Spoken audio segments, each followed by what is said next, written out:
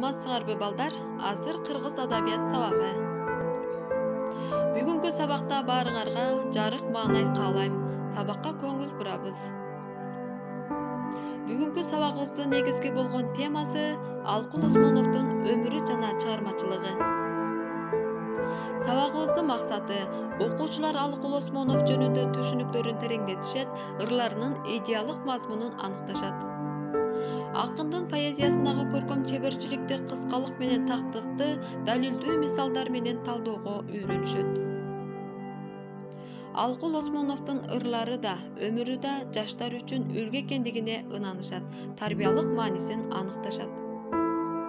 Бар бололу түгөнбөйлүү курдаштар, узак болсун бул сапар, кылым өтүп дүйнөдөн жок болсок да, кайра кайтып жолугушчу жолдор бар.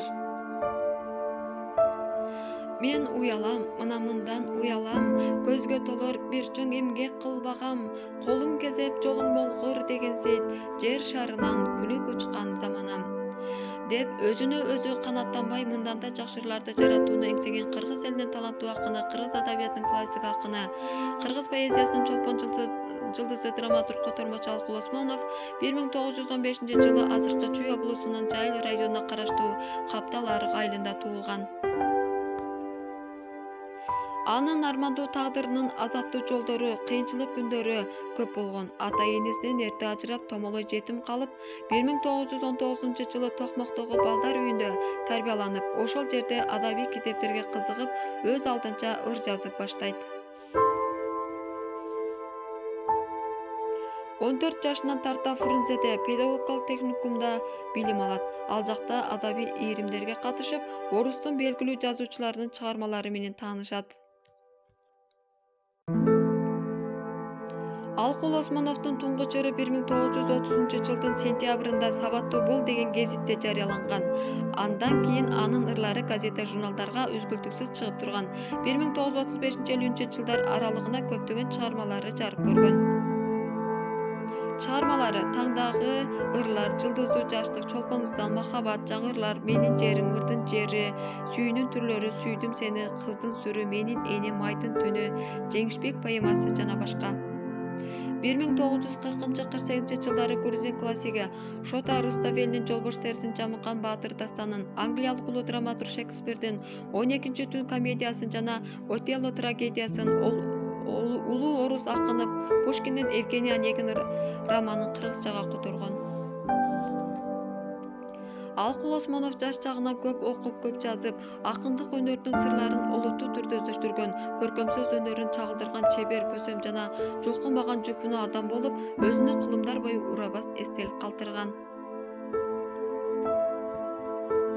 Көлдү көрдүм, көл боюнда бойлодум, 90 рет көргөнүмө тойбодум, кызгылт көйнөк кийгендиги эсимде, уурдап алып күндүн батар боёгун.